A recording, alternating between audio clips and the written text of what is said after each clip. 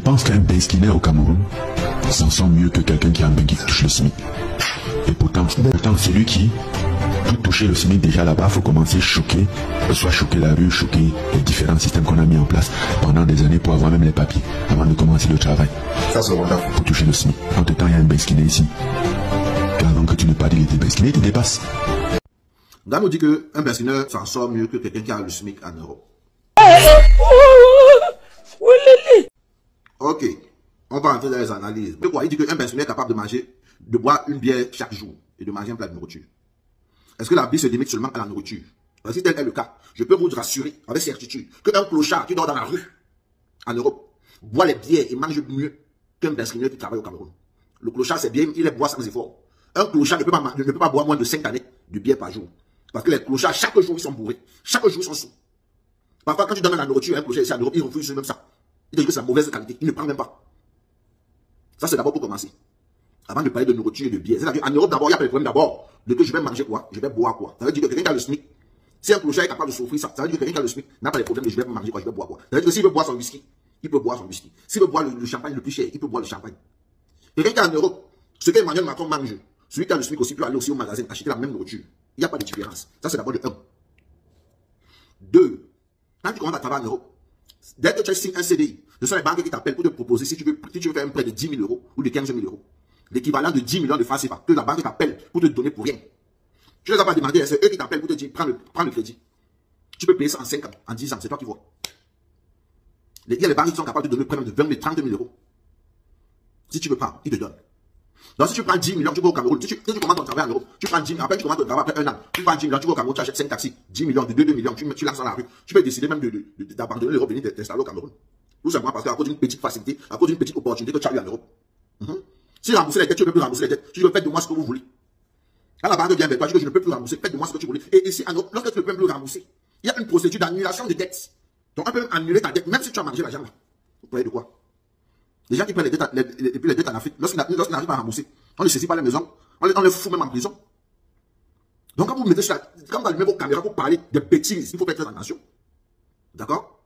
Il y a des Africains ici en Europe qui montrent les entreprises, qui construisent les immeubles au Cameroun. Alors fait, ils créent faillite.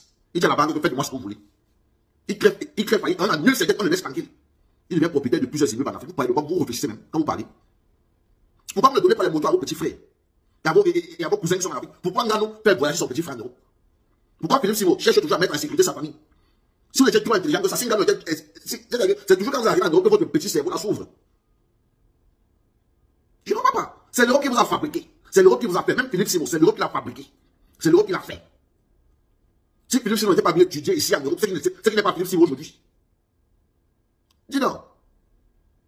Quand on est arrivé ici, il boxait en Afrique. On a dit en Afrique qu'il n'avait aucun talent, qu'il était même vieux même pour faire la boxe. Il est arrivé ici, l'Europe l'a montré que non, tu as des capacités que tu peux encore exploiter. Tu deviens millionnaire. Tu te mets à télé, tu te mets sur la chaîne de Philippe Simo, tu parles des bêtises. Hein? S'il était tellement facile de gagner sa vie, tu pourrais rester au Cameroun, prendre une moto, commencer à faire la moto. Essayer de gagner ta vie au centre de la moto. Pourquoi tu n'as pas pris la moto? Pourquoi tu n'as pas calculé comme bon, l'argent que je peux me faire au MMA en Europe, là, aux États-Unis, je peux aussi me faire ça au Cameroun, je vais prendre ma moto. Mais quand vous parlez, réfléchissez, hein. Quand vous parlez, réfléchissez, la vie est dure au pays et on se bat chaque jour pour que ces conditions de vie la changent. Combien de Beskineurs finissent l'année en Afrique? Beaucoup de Beskineurs ne vont pas finir l'année. Beaucoup de Beskineurs sont déjà morts sur les routes de camion même en cette année 2024. On compte les Beskineurs qui vont me voir en 2025. C'est facile. Après les embouteillages qu'il y a au pays, il faut que le Beskineur se faufile entre les motos pour pouvoir faire une course. Il faut qu'il se faufile, soit un peu rapide. D'autres mettent des nager sur les camions, le camion les écrase. Et on veut qu'on nous fasse des routes pour que les conditions deviennent plus agréables pour tout le monde. Vous mettez un Beskineur gagne mieux sa vie parce qu'il boit les bières, il marche. La vie se limite à boire les bières et à la nourriture. Un clochard qui en gros boit les bières plus un Beskineur et mange bien plus un Beskineur. Vous parlez de quoi? Vous parlez de quoi même? De quoi est-ce que vous parlez même? J'ai vu l'autre intervention. J'étais Beskineur, j'ai travaillé, je suis venu. Où là? Pourquoi tu n'es pas resté en Afrique alors continuer à être Beskineur? Vous ne parlez pas des risques que les Beskineurs prennent au quotidien. Moi j'ai perdu les grands qui étaient des Beskineurs. Ils sont morts à la fleur de l'âge. En même pas 40 ans. Vous parlez de quoi? C'est le risque que ces gens-là prennent au quotidien chaque jour de leur vie. Quand on a gagné sa vie, quand on a mangé et que le ventre est rassasié, c'est facile d'allumer sa caméra et dire des bêtises. Parce qu'on est déjà à l'abri du besoin. Ok, maintenant on peut faire des analyses.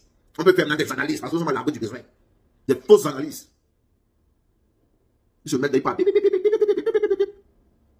Philippe Simo peut donner sa fille à un Beskineur qui épouse ma fille. Philippe Simo, tu peux donner ta fille à un benzineur qui épouse ma fille.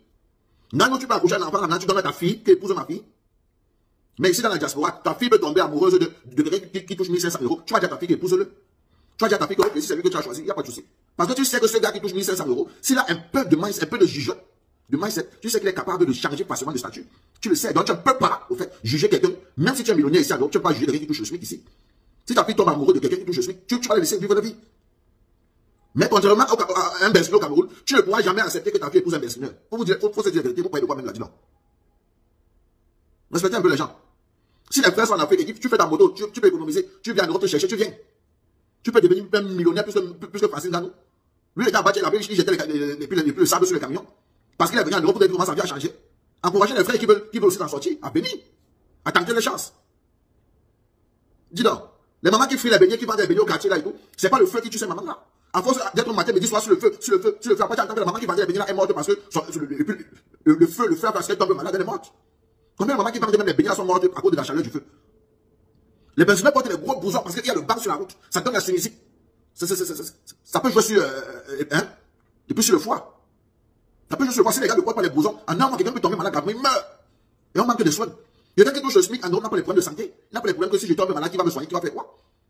Quelqu'un qui touche le SMIC en Europe, s'il tombe malade, on le soigne. Il n'a pas besoin d'avoir un centime dans ses poches. Même s'il n'a rien, même s'il vit au jour et qu'il n'a rien, même s'il ne parle pas. S'il tombe malade, on va s'occuper de lui. Mais vous parlez de quoi? Francine Ganou, tu es un champion du monde, tu l'as mérité, personne ne doute. Mais ce que tu dis là, je ne suis pas d'accord.